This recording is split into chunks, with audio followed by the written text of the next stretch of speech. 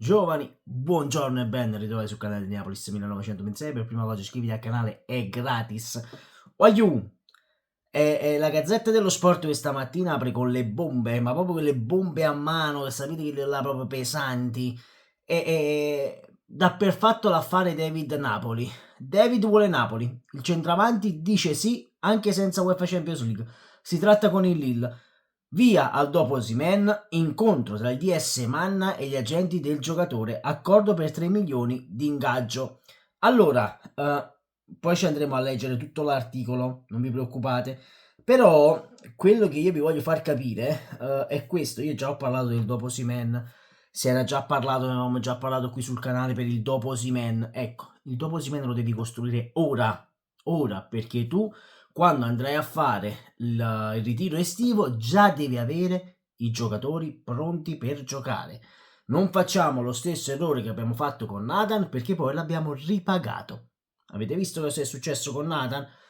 Non giocava perché non sapeva l'italiano, con Mazzarri ha giocato, poi si è infortunato, con Calzona non vede nemmeno più il campo Nathan, quindi rendiamoci conto. Questo perché? Perché l'abbiamo fatto arrivare una settimana prima dell'inizio del campionato e il ragazzo naturalmente non era pronto per il calcio italiano. Ragazzi, vi chiedo solo una cosa, il tasto like e il commento, anzi 3, il tasto like, il commento e l'iscrizione al canale. Dai che dobbiamo arrivare agli 8k entro fine anno, è tutto in mano a voi, quindi forza. Allora, perché io vi dico che bisogna costruire già ora? Perché già sappiamo che Osimhen andrà già via, quindi non sarà una sorpresa dire ah ma ora noi il prossimo anno ci sarà, no, Osimhen non ci sarà. Quindi tu già devi costruire per il dopo Osimhen. E il dopo Osimhen, ragazzi, è questo ragazzo qui, classe 2000. L'erede è stato designato, lo suggerisce il passato per modalità e profilo. Il Napoli ha sciolto tutte le riserve e ha deciso di iniziare una trattativa con il Lille per Jonathan David. Classe 2000, finora ha totalizzato 23 reti nelle 40 presenze sommate in tutte le competizioni di questa stagione. È lui dunque la prima scelta per sostituire Victor Osimhen, che con ogni probabilità sarà ceduto a chi onorerà la clausola rescissoria tra i 120 e i 130 milioni. Occhio perché il Paris Saint-Germain si sta un pochino defilando. Occhio, l'Arsenal addirittura si è detto, questa mattina è stato detto che l'Arsenal si è tolto addirittura per la corsa per Osimhen perché per loro costa troppo, quindi occhio veramente. Andiamo a vedere la situazione perché la Gazzetta dello Sport dice i presupposti per l'acquisto di David ci sono quasi tutti e quanto emerge dopo l'incontro tra Manna e alcuni intermediari del giocatore che si è tenuto la scorsa settimana.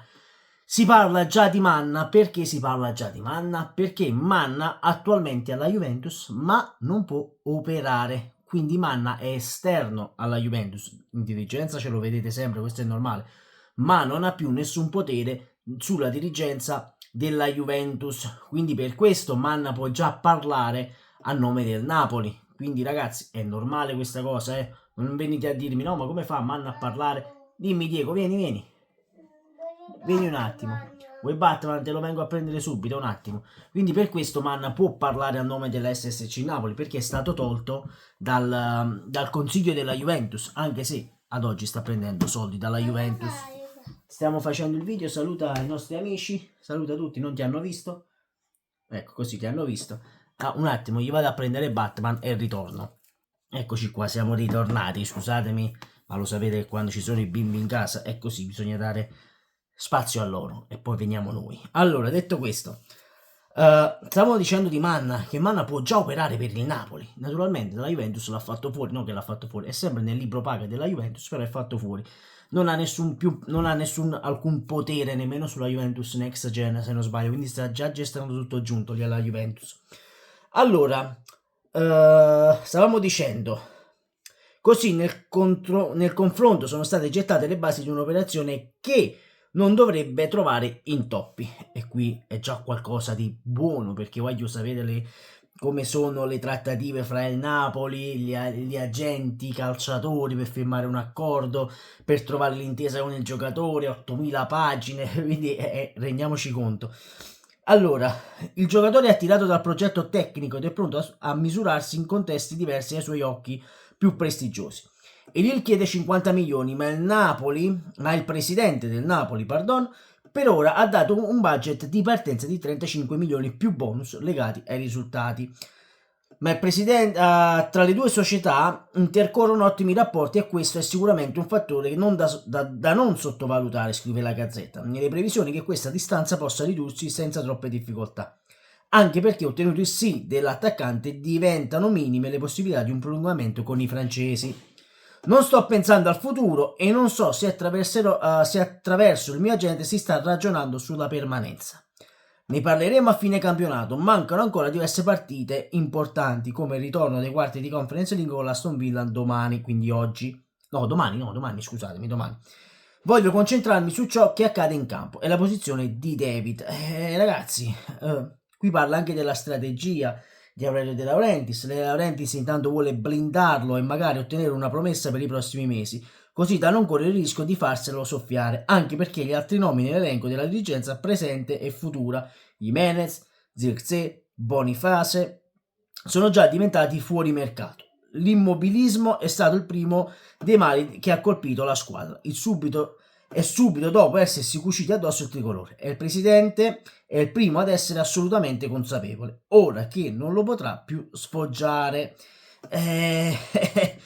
Signori, vedete, lo dice pure la Gazzetta, il Napoli l'anno scorso si è mosso troppo in ritardo sul mercato, forse si è mosso in ritardo anche con l'allenatore, perché Napoli le riserve dell'allenatore le ha sciolte alla fine, quasi a inizio ritiro del Napoli, lì avremmo capito che Garcia sarebbe venuto al posto di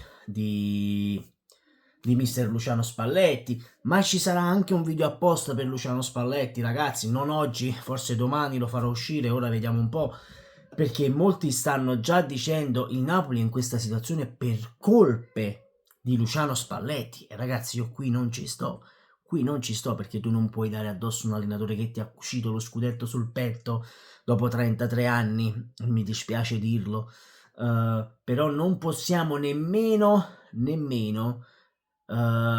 andare a trovare un colpevole in Garcia, in Mazzarri, in Calzona, anche se il primo responsabile, ragazzi, resta Garcia e Aurelio De Laurentiis. Io questo l'ho sempre detto. Poi chi verrà ad allenare il Napoli si vedrà, perché io sono, secondo me il 4 non ci sarà nessun annuncio tranne il prolungamento di contratto di Kvara, secondo me. Poi se non vorrei sbagliarmi, ma mi auguro che bisogna ripartire da Kvara per la prossima stagione. Io l'ho sempre detto, costruire la squadra intorno a Kvara. Però se tu già piazzi un colpo così da 50 milioni hai il sì del giocatore, però occhio, prendete sempre con le pinzette queste notizie di calciomercato, perché non sono mai ufficiali al 100%. L'abbiamo visto con Felipe Anderson, l'abbiamo visto con Gabri Vega quest'estate. Detto questo, iscriviti al canale, sempre e comunque Forza Napoli, dal vostro Neapolis 1926. Ciao a